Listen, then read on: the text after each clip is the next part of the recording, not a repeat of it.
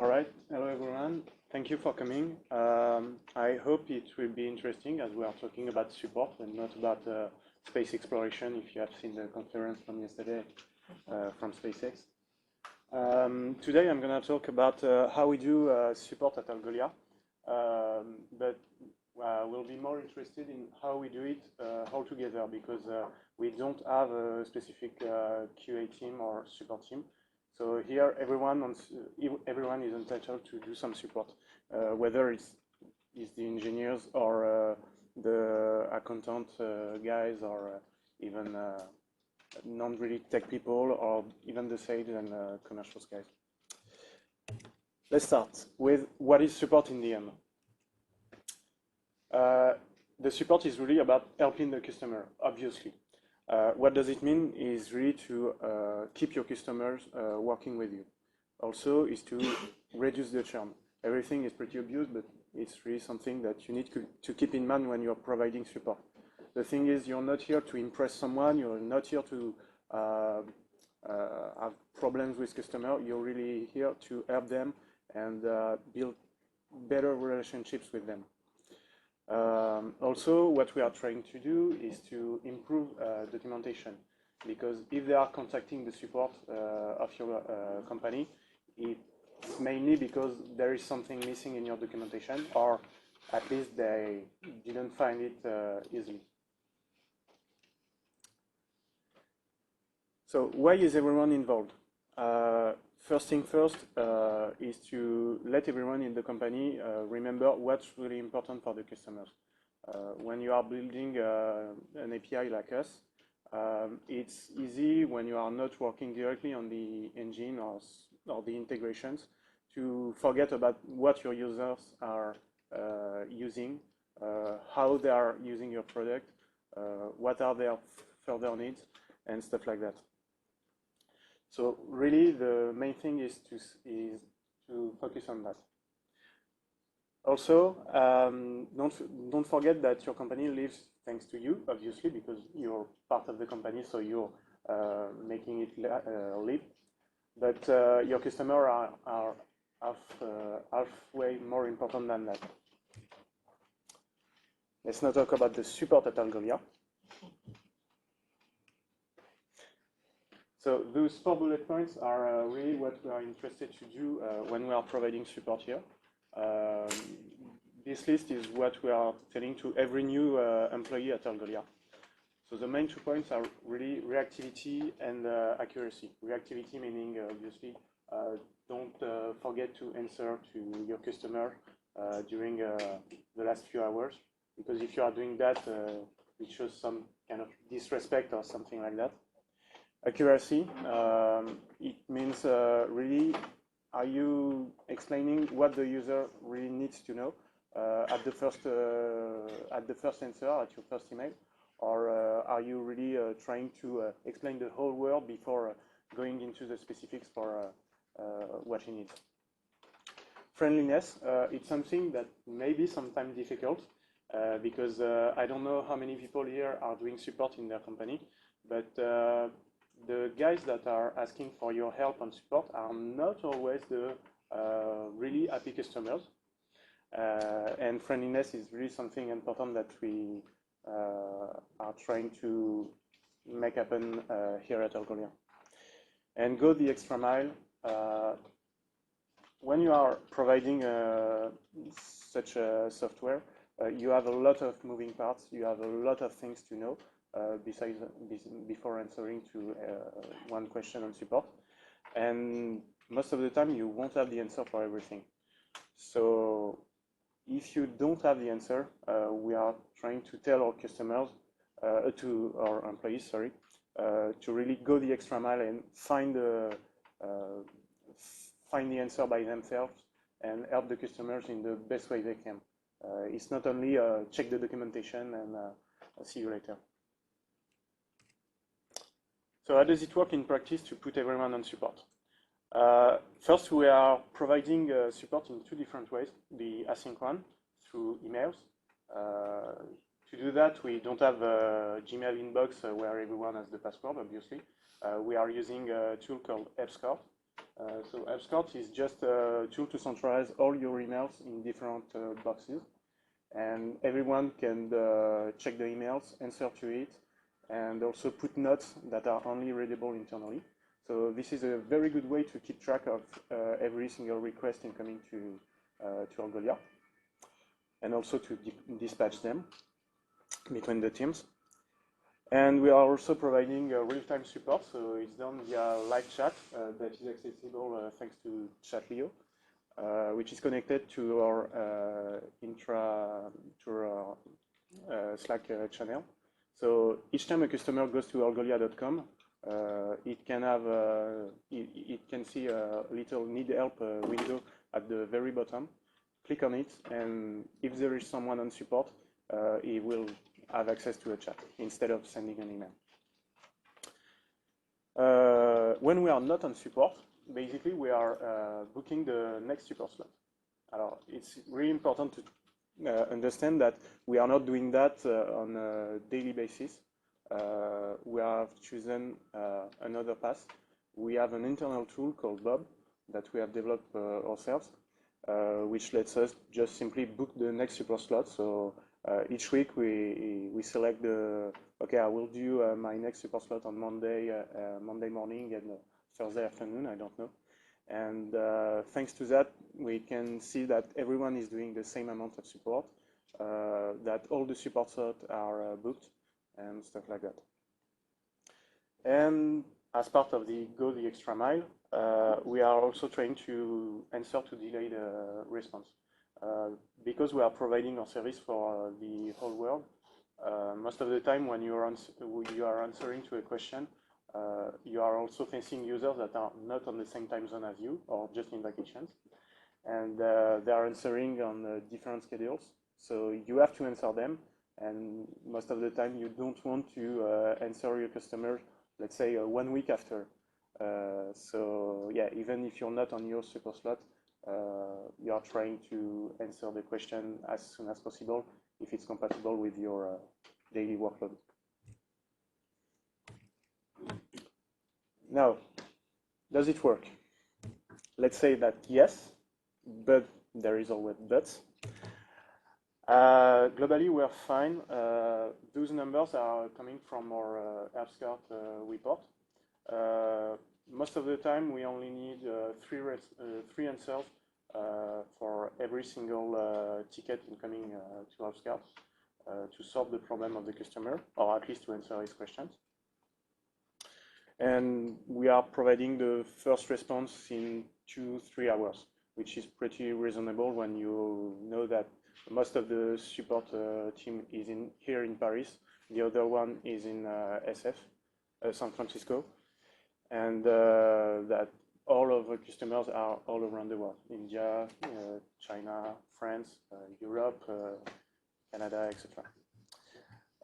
However, there's still a big room for improvement, specifically on reactivity accuracy, and more specifically on accuracy. Why? Simply because when you are trying to answer a question, as I said before, you're not always the very good person to answer the question. For instance, I'm working on the backend team, so if someone is asking a question about instant search, one of our integration, or about the new WordPress plugin that we released, I have not developed this, so I will try to find an answer for him, but I'm not specifically the good person to answer all the questions. So this is really something that is difficult when you are putting everyone on support. You need to also know who is the best person available to answer the question, or at least to help you answer the question. About friendliness, we are trying to offer the best effort here, meaning that everyone has to answer in a nice way to the customer. It's pretty obvious when you are saying it like that, but if you are not hiring the good people to work for your company, and if you are scaling at a fast pace, you will see that it may be a problem if you are not checking that regularly. So I think that we are trying to do is to always think customer first. There is nothing personal in the support. If the guy is angry or something, you don't care. It's not specifically about you. It's just that the guy has problems and is the one that is impacted by that, not you. And obviously, when you are answering to something, always think about your tone, because more specifically because it's through emails or text chat, it's easier to be misunderstood by your users. Small citation, not from us, sadly. Nice try, Sylvain. About the extra mile. So, as I said, you won't always be the good one to answer questions. And I'm not here talking about specific technical questions. So, obviously, when you are a technical guy, you will be able to answer most of the questions on support. However, if you have a problem with the billing, for instance, or something like that, you are not qualified to answer that most of the time. So this is really at that time that you need to dispatch the questions instead of answering it by yourself. Another thing that I do personally is to always think, what would my colleagues do? Meaning, if I don't know an answer, let's say for the WordPress plugin, to follow the same story, I will try to put myself as the WordPress developer in the company and say, what should I answer? If the guy is asking for a code samples or something, I won't just let him with the documentation. I will give him the documentation, explaining how he can find it, how he can find the function that he wants to use, or how to override a certain behavior, or something like that. It's more like a personal tip, but nothing that is really expressed by Algolia. And in the end, I would say that when you are providing a support and everyone on your company is doing the support, think about consistency. Not everyone is the same in the company, hopefully. You don't want to have robots to do your job. But in order to be really nice to everyone on your support, whether it's me that is answering or someone else in the company, try to educate your team about how your employees should be in support and should answer in support. Also, one important thing, trace everything. Because at the time you are letting everyone do nearly whatever they want with the customers, it's easy to lose the track of what you are doing at the company level. So if you're using tools like us, like Helpscout, for instance, Helpscout is really great to navigate the history. You can put notes. Also, when you are touching to the account of a customer, we have a little text box where we put and log every single modification that we are applying to it. So it's easier to just log into the account the next time and check what has been done in the past. Simple things, but really it's really helpful when everyone is doing support. And last thing, support is evolving at the same rate as your company, as your company is growing. So if you feel weaknesses, change them. For instance, for us, we are seeing right now that we can't really scale with everyone on support right now because everyone can't answer all the questions. So maybe in the next few months we will move to something else where the support will be mainly dispatching questions for specific project and only answering to specific Algolia questions. It's not probably the best way, but we are iterating on that. Okay, so my talk is over. I didn't watch the keynote, but if you have questions, feel free to fire. We have some mic now. Yeah, this one. And yeah, that's all.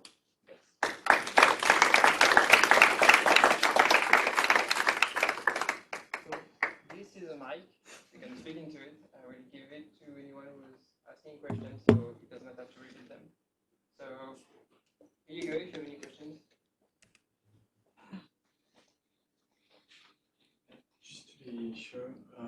what is the importance of everyone in support, volume of work, respect to your own like dedicated support team? Okay. Yeah, it's a very good question because actually this is becoming more and more a problem currently because everyone is taking at least let's say one support slot per week, around one support slot per week, which means 4 hours per week. However, there are people that are not doing it because we are not enforcing that in the company. We are not saying, hey, you're not doing the support. So, because we think it's not the good way to go. But still, there are people doing a lot of support, some others that are not doing the same amount, so it depends. I would say at least 3 hours of support officially in the week, plus the time that you take to answer to delayed questions. You have people 100% in support. Yeah, because we are booking all over the week. We don't have dedicated support. Wait, hold on. I can. Or you can read. We don't have a dedicated support, so Okay. it's just part of the job to be on support. I just like sorry. We don't have a dedicated support. Thank you, Alex. Any other question? Who wants to play with one?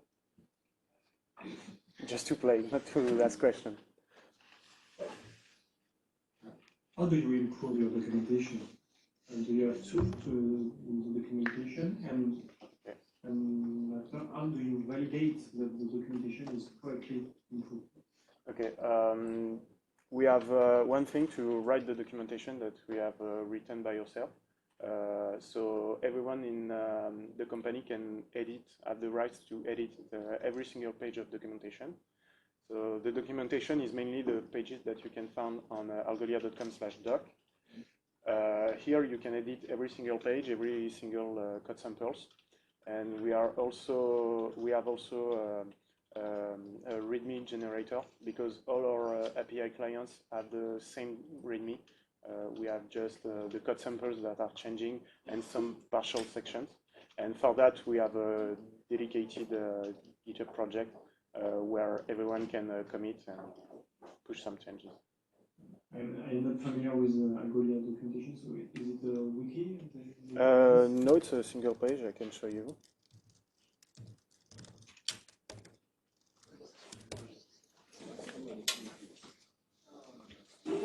So this is the page, and here I'm logged as myself. So you see you see my admin view of the documentation, but it's the same for the users. So here, all the users can find a typo and report it to us. So let's say there is someone that click on that, report a typo in the documentation. I can then change it by just going on the right page. And because I'm an admin, I have the edit button here. So this is something that we have done internally. And we have all the page that is written there. I can just save and preview, save and publish, and that's all. And at the company level, when we are doing modifications, we are saying on the Slack channel that we are modifying the documentation and that anyone else should touch it. But if there is a problem, we still have an history function here to just roll back the version and stuff. Does it answer your question? No? The second part of the question is about validation. Validation, it's done by everyone, so there is not a team or a person in the company checking for the new changes that have been done. So we are trusting all employees to do the good job. Right now, it's something that works for us. I don't know if it will scale, but right now it's fine. A little bit related question. How do you enforce the style of the documentation? And the style of the answers? In Earth Scout, you mean? Yeah, but also when you write documentation, you also have to talk about consistency. Yeah. Okay. So, the documentation was written when the whole documentation was rewritten when there were less people in the company. So it was really consistent because not everyone was doing that. Right now, when there is a new project, let's say the WordPress project, it's written by Raymond, who work on that. And after that, we have a Slack channel where we say, hey guys, call for review for that. And people, mostly the English native speakers, are checking all the documentation and doing some comments and stuff like that. And when everyone has validated that, but there is not a single team saying explicitly, okay, it's fine, you can publish now. It's just more, hey guys, can you advise on what I've written? And most of the time, most of the people in the company check the article and read it and proofread it.